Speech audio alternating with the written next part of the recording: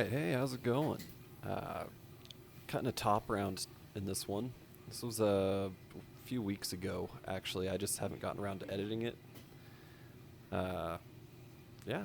First thing I cut that morning by my memory, and boy, it sure shows. I'm pretty tired looking. Get more sleep, kids. You need it. I'm amazed I didn't cut myself in this video. This boy is a pretty clumsy start. A lot of this trim, there's bone skin on there, silver skin. These are all just different connective tissue types, and they're all equally awful to try to eat, especially when you leave it on the outside of an animal, where it gets a quick dose of high heat and immediately gets tougher and tougher and completely unpalatable and unchewable. I tend to throw that into the dog food pile. Got a lot of low income in town, and I want to make sure at least their pets are healthy. So I grind it up real fine, like 3 pass on an 1/8 inch die plate on the grinderoo.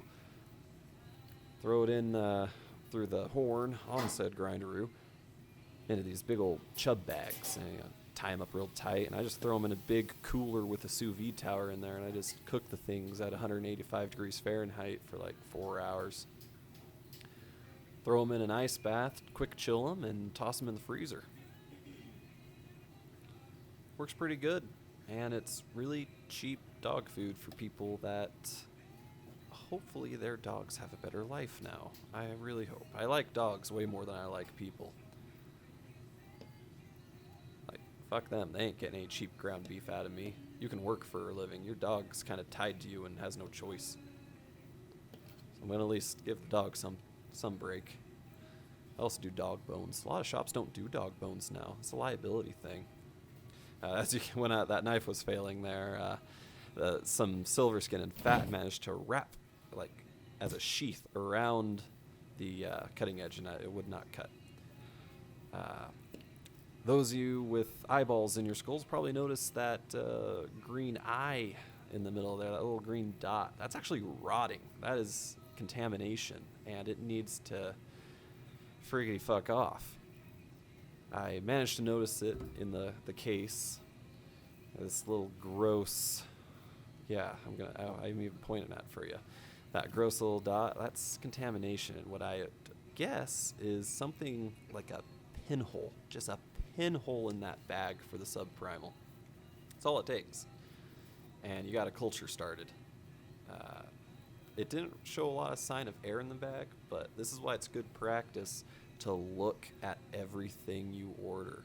You know, if you're some kid just now working in a meat department, you're just getting into it, just open everything on freight day when you're pulling it in, or if you got a freight crew that pulls it in for you. I am envious, but still, once it's in your locker and you show up, first thing you do, just go in, cut open all your cases, look at them all, pick up the primals, flip them over once, get a quick eyeball down them, and if anything pops out at you, that is the first thing you cut that day. Get it cut and cleaned up and into the case, or even just ground, which is my recommendation for burst packs. Get that thing trimmed up like I'm doing here. Get those outer gross layers and all that extra oxidized, exposed to gross air meat just trimmed off and gone, maybe into a dog food pile to then super cook, or just into the trash. Don't be afraid to throw away meat.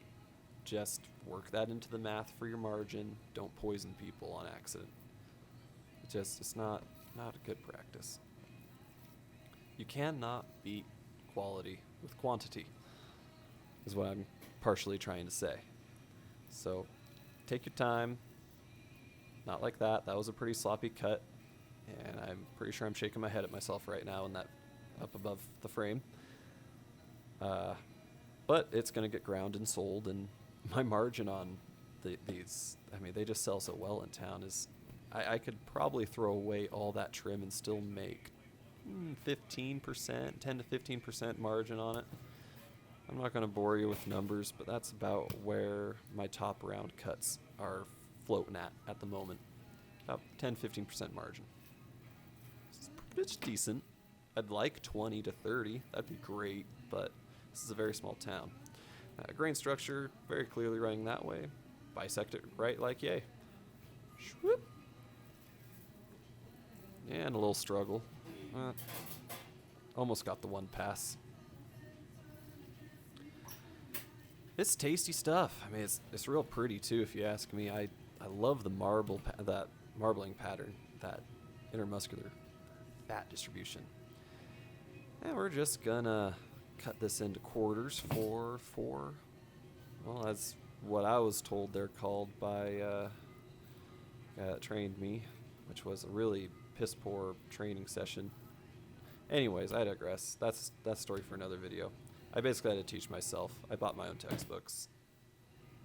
So, yeah, just trimming that 4th roast off. I personally really like the point cuts, which is that weird triangular, the 3rd one that I tapped. You gotta be careful how you cook those, but they're very rewarding when you cook them right. All the thin bits, they're really easy to overcook and burn. So if you braise it, you can avoid that, and oh my god, it's just so good braised. Otherwise, I'll sous vide the thing and then give it a quick broil after having it been marinating in Italian dressing, because I'm lazy and poor. Yeah, it's delicious. Give it a quick broil for some color and texture. Bingo bango. If you want it, you can always just cut steaks off the end of these. I decided this one was a little bit big, so I cut a steak off there, and boy, they're tasty. You get that little lip of super tasty, extra marbled, tender cap meat. And then you get that super extra beefy, somewhat chewy. It's got some chew to it, don't get me wrong. Like, I'm not gonna try to call it something it's not. It's tougher. You gotta work for this meat if you're gonna get it down your gullet, but it just tastes oh so good. Another interesting deal, some cultures, they actually value meat for its toughness. I'm really trying to remember the tribe, but they're up in Alaska somewhere. The guy from Meat Eater, what's his name? Guy from Meat Eater. Jesus, fuck. Steven Rinella. That's what his name is. Anyways, okay. Back to it. We are, okay. Trays, yeah. 4D.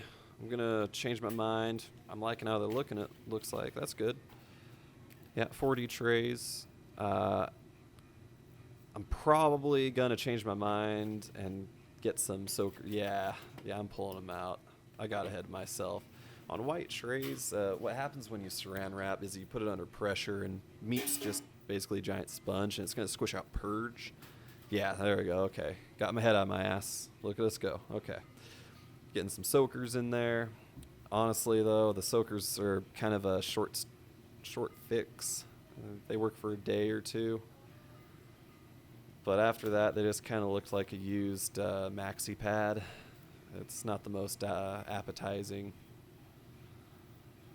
So, anymore, I have these. They're basically charcoal black trays, and the purge doesn't really show up on them. So, I've kind of told the soaker pads to go fuck themselves until further notice.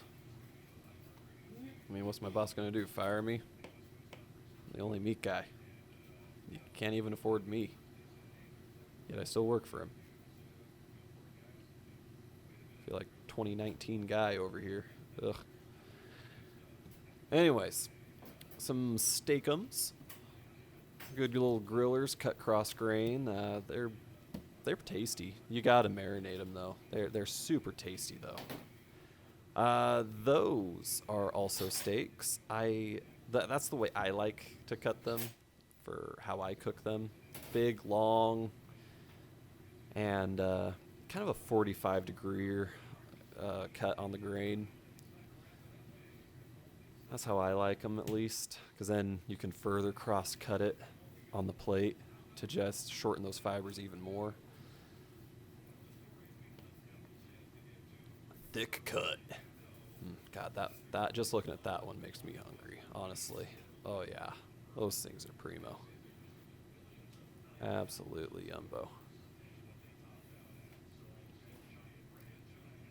That intercostal layer is fragile, but tasty. It's got a lot of good flavor in it. Very thin, thin structures. Oh wow, some stuttering there. The connective tissue structures.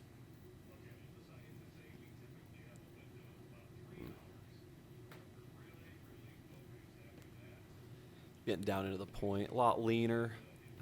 Those are pretty useful, honestly. If you just buy a steak like that from a supermarket, you could just cut it into short ribs, stew meat, stir fry, you name it.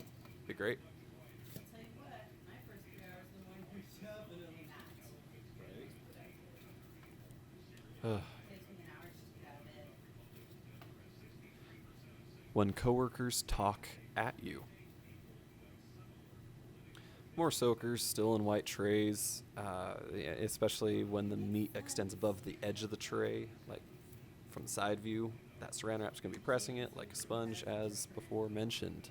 Not good practice to be putting a whole lot of pressure on there. Good Lord, she just really talks at me. Just hearing her voice, even watching this video, it's grating. Part of the reason why they're banning plastic straws, plastic bags. Good fucking God. Although JC and I were talking about it yesterday. Yeah, there's a reason you and her were talking about it and not you and me. So-called multi-use plastic bags that they're trying to replace the single-use ones with. You can just hear the enthusiasm. Yeah. You're still not going to be able to use it, so it just became a single-use plastic bag. Ugh. Woof. It's just the worst.